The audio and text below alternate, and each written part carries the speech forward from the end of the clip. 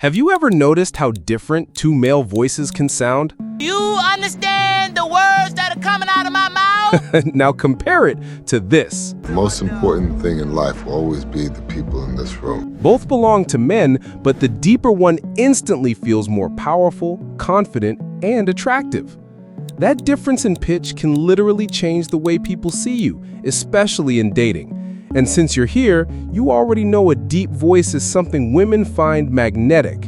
So let's break down 3 proven steps to make your voice deeper, plus a bonus tip at the end that can triple your progress. Don't skip, especially step 3. Step 1. Boost your testosterone. Low testosterone shows in your voice. It makes it weaker, higher, and less steady. Fix it with compound lifts, squats, pull-ups, deadlifts, push-ups.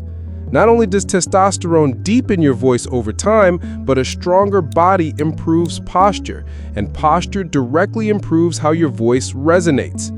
Step 2. Protect your vocal cords.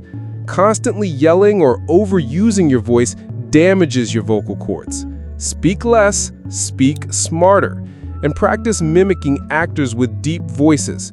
With practice, your vocal cords will naturally settle into that deeper tone. Step 3. Diaphragmatic breathing. This is the secret most guys miss. If you only breathe from your chest, your voice will sound higher and weaker. Instead, practice breathing from your diaphragm. Place your hand on your stomach and feel it expand when you inhale. Speaking from this position naturally makes your voice fuller, smoother, and lower in pitch. Bonus tip: stay relaxed. When your throat is tense, your voice gets higher. Relaxation is key. Try deep breathing, meditation, or even humming to keep your vocal cords loose.